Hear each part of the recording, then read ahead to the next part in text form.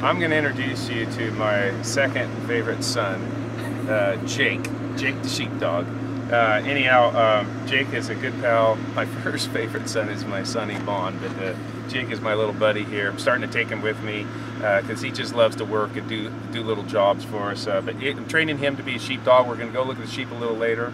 But I gave him to my wife as a gift. We went and found him up in Oregon, and I've since taken him away. I'm an Indian giver, I guess, but not really. But we share him now, and he's just a great little companion to have around, and eat the grapes over here that we want to show you that we are thinning off of our award-winning Petite Sirah vines.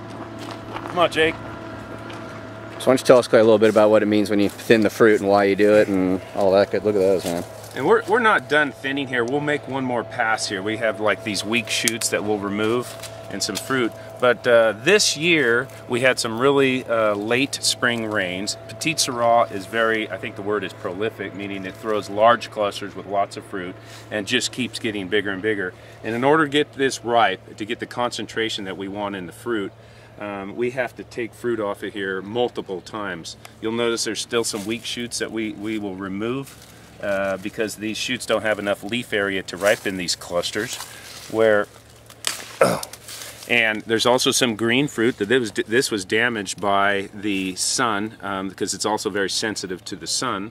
And this fruit rots a lot, so we pull leaves on both sides of the vine. To expose it to more sun?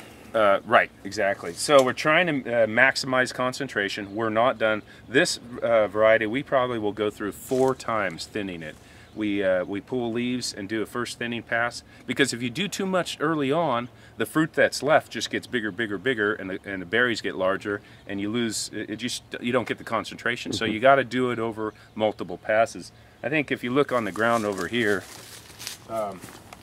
you'll see just a lot of fruit on the ground that we've taken off, and we're still taking more off. But probably when we get this down to the yield that we think looks right on a cool year like this, we'll probably pick around 4.5 to 5 tons per acre off this Petite Sirah. And there's a lot of fruit hanging on there right now.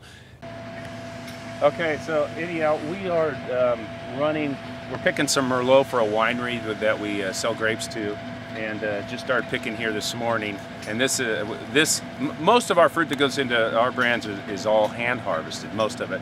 But this machine is a mechanical grape harvester. It's a Gregoire. We picked this up in Canada this year, and this is our first day of harvest picking Merlot grapes with our Gregoire G152 machine. And we're just getting it set up, figuring out what it'll do. The machine straddles the vineyard, as you can see, and it has fiberglass picking rods, and it basically shakes the plant to where the fruit comes off, falls on the conveyors. There are some leaves that get sucked out with some blowers or suction fans, and it goes into these 2 gondolas on the side of the machine. You'll see when it gets a little closer. And we can pick, this machine will do the job of about, well, 25 people, I guess, something like that. 25 to 30 people.